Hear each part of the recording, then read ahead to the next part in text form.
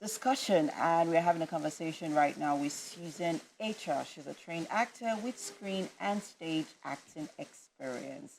She's most recently played Salama in Kill the Impostor, Iyagi in Ukolo. Well, she's done a host, produced a few other movies as well.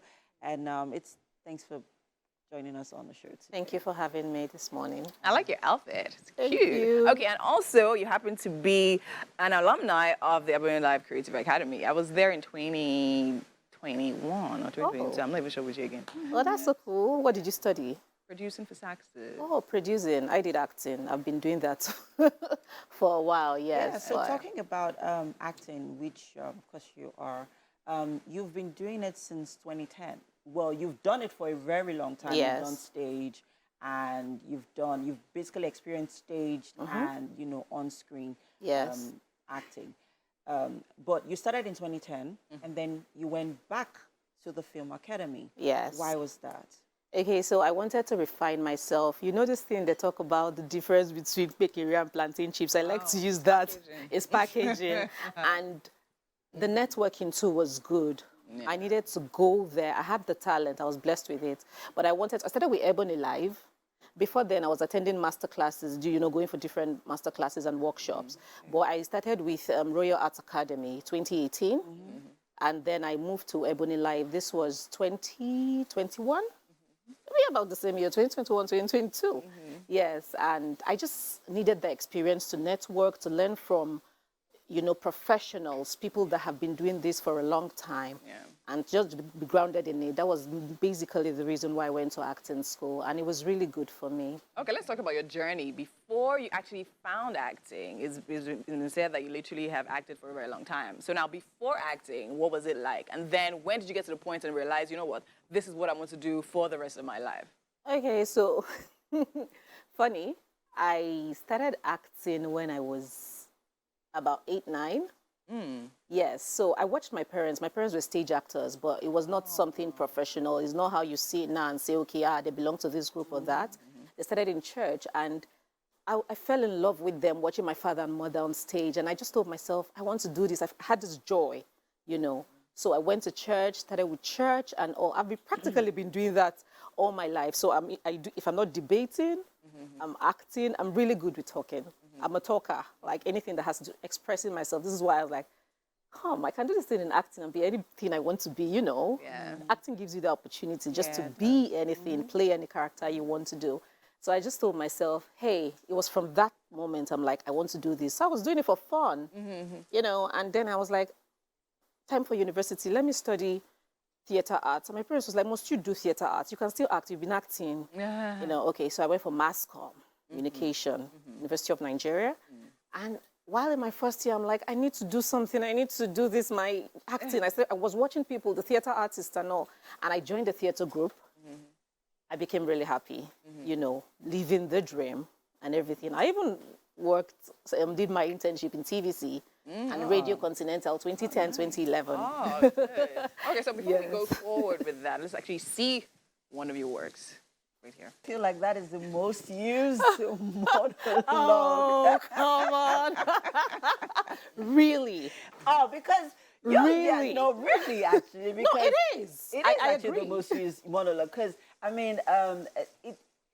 Viola Davis is a fantastic actress. I know that's not what we're talking about, but you mirrored her in that monologue there. Amazing. Talk us through the emotions that you experienced while you were, being her, that character. in that monologue. So I had to be that broken wife that had been with her husband for 18 years, and like I said, a long time. But this man is looking out. That's one other thing. And he doesn't appreciate what he has at home. And he's not being the great dad to my kids that I want him to be. So I was broken, frustrated, angry. That's a lot of emotions. And I was sad. Yes, it was a lot. Yeah. Sometimes if you see this, it's like a root of the base. There's a basic emotion, and then they have like sub. So all of them, like in one, it was crazy. I felt it. Sometimes when you finish acting as actors, you feel you have to take a moment. Yes. to come out of it. Yeah, I remember I felt after that I had to like get out of it. I had to come out of it like, no, this woman. Yeah, so I actually wanted to highlight on that point. So now, what is the most challenging thing for you with what you do? Because being a producer, right, I've produced certain movies, and of course, the ones that pull out emotions the most are the most tasking, right? To get your actor to even step into that mood and then get them to literally stay there and eventually step out. Some people literally even have to go for therapy after some movies they actually act. So what would you say helps you through and navigates that successfully? And is there any character you've acted that has lingered and refused to go?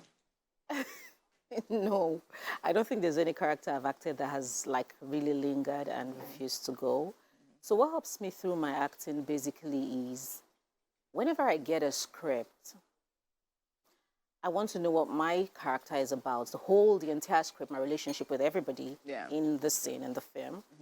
And then I take a moment, find out who's this character, where does she live, what does she do, you know, what are her mannerisms, what are the similarities with mine, and the differences with me as a person, my personality, you know, and then I try to become. Now, as actors, our work is to observe.